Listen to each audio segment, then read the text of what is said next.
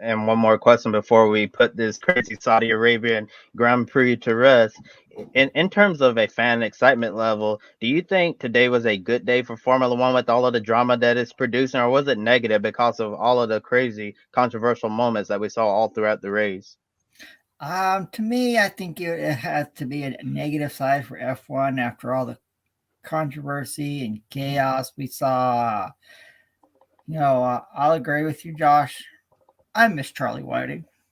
I truly do after all this mess, because Charlie Whiting to me is a lot better than Michael Masi ever was. I think it depends on what perspective you look at it from. If you're a fan, obviously, and like I said, it depends on who you're a fan of, or if you're just a neutral fan of the sport. In that regard, yes, it's fantastic for Formula One. The excitement has never been higher in recent years. From a business standpoint, from an integrity standpoint, if you have especially if you have too many of these races piling up, it will very quickly turn into a negative. And, as amazing as this season has been, you can't overlook what happened at Spa, and, people are going to have their different opinions on that. I think we can all agree it was not very well handled by the FIA. Again, I don't know how much of a choice they had, but, something needs to be addressed there going forward so that doesn't happen again. And today as well, there's too much controversy to see it any other way. If you have too many of these, it's not going to be good for the sport in the long run. I completely agree. It's been a negative day because it's put the sport in disrepute. It's put the FIA on a position of we cannot control our drivers. And it's almost like we're afraid to punish our two-star drivers as well. I don't know what on earth is happening. They opened up the can of worms after Brazil. With that non-penalty for Verstappen, and it's just exploded from there. We saw it in Qatar as well, the phantom yellow flag that was appearing on the boards as well. And even today, actually, that's just reminding me by saying the phantom flags.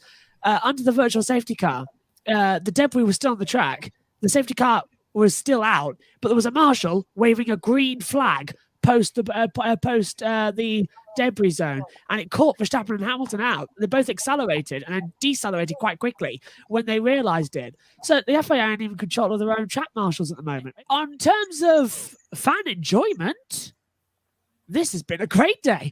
It's been a great race. We had some great wheel-to-wheel action. We've had the two title protagonists side by side, which is what we all want. From a purist point of view and I would say a knowledgeable fan side of view, this is a dark day because the FIA has now lost control. For a pure fan enjoyment point of view, this has been a great day and a great race.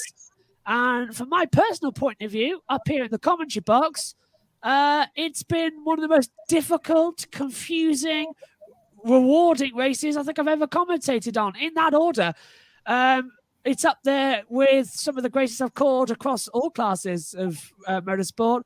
I think Mugello last year was a great race. I thought this one was a fantastic race. Bahrain 14 was a great race. Spain 16 was a great race as well.